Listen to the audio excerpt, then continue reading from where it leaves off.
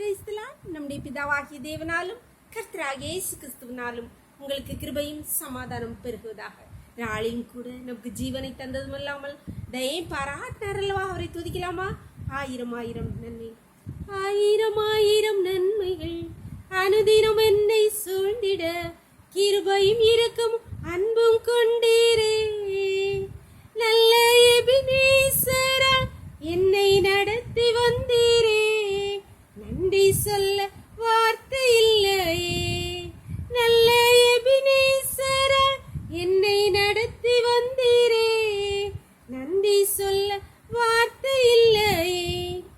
மரண பள்ளத்தாக்கில் நான் நடந்த வேளை மீட்கும் உம் கரங்கள் நான் கண்டேன். வாடி நின்ற வேளை மடிந்திடாத என்னை தாங்கும் உம் கரங்கள் நான் கண்டேன். இந்த மாறாவின் கசப்பை மதுரமாய் மாற்றும் அன்பின் நல்ல கர்த்தரே. ஆயிரம் ஆயிரம் நன்மைகள் அனுதினம் என்னை சூழ்ந்திட கிருபையும் இருக்கவும் அன்பும் கொண்டீரே. நல்ல எபினேசரா என்னை நடத்தி வந்தீரே, நன்றி சொல்ல வார்த்தை இல்லையே. வேத பகுதி வாசிக்கலாமா? சங்கீதம் 31வது அதிகாரம் 19வது வசனம். உமக்கு பயந்தவர்களுக்கும் மனுபுத்திரருக்கு முன்பாக உம்மை நம்புகிறவர்களுக்கும் நீர் உண்டு பண்ணி வைத்திருக்கிற உம்முடைய நன்மை எவ்வளவு பெரிதா இருக்கிறது.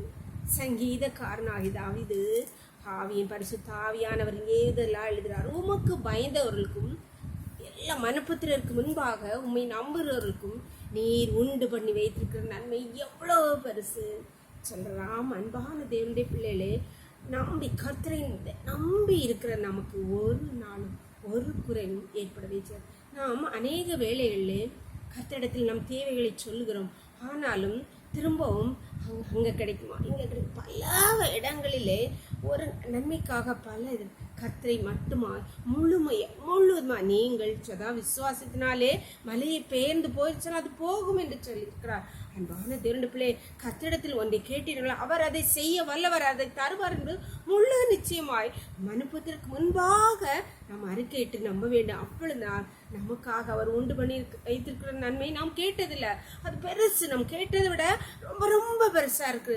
ஜெபம் அந்த நம்பிக்கையோடு கர்த்தரிடத்தில் பெற்றுக்கொள்வோம் என்ற நம்பிக்கையோடு அவரிடத்தில் நம் காரியங்களை சொல்லலாமா? எங்களை நேசிக்கிற எங்களை அன்பின் தகப்பனே, தர்மையா நாளை கூட எங்களுக்கு இவாய் தந்தீங்களேப்பா, கொடா கொடி நன்றியப்பா. நாளையும் காலை முதல் எம்மட்டுமாய் உங்களுடைய தயவுள்ள கரம் உங்கள் கிருபை எங்களை தாங்குதேப்பா. அதனாலே பிழைத்திருக்கிறோம் தகப்பனே. இப்பொழுது மடியாளோடு இணைந்திருக்கிற ஒவ்வொரு பிள்ளையிலும் உடைய கருத்திலே தருகிறோமப்பா. ஹல்லேலூயா, ஸ்தோத்திரம் கர்த்தாவே. எந்தெந்த காரியங்களிலே முழு நிச்சயமாய் முழு நம்பிக்கையோடு கர்த்தாவே உங்களுடைய சமூகத்தில் காரியங்களை ஒப்பு கொடுக்கிறார்களோ கர்த்தாவே, அந்த காரியத்துக்காக நீர் உண்டு பண்ணி வைத்திருக்கிற நன்மை பெரிதாயிருப்படியால் ஸ்தோத்திரம் கர்த்தாவே. அந்த பெரிதாயிருக்கிற நன்மையை உங்களுடைய பிள்ளைகள் ஒவ்வொருக்கும் கட்டளையிட்டு வருவீராக.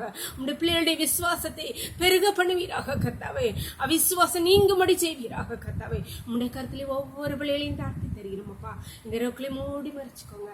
சகல துதி கனமும் வல்லமையும் பலனும் ஞானமும் எங்கள் தெய்வாதி தேவன் ஒருவருக்கே செலுத்துகிறோம். இயேசுவின் மூல ஜெபங்கள் நல்ல தந்தை, ஆமென். God bless you. கர்த்தர் உங்களை ஆசீர்வதிப்பாராக. ஆமென்.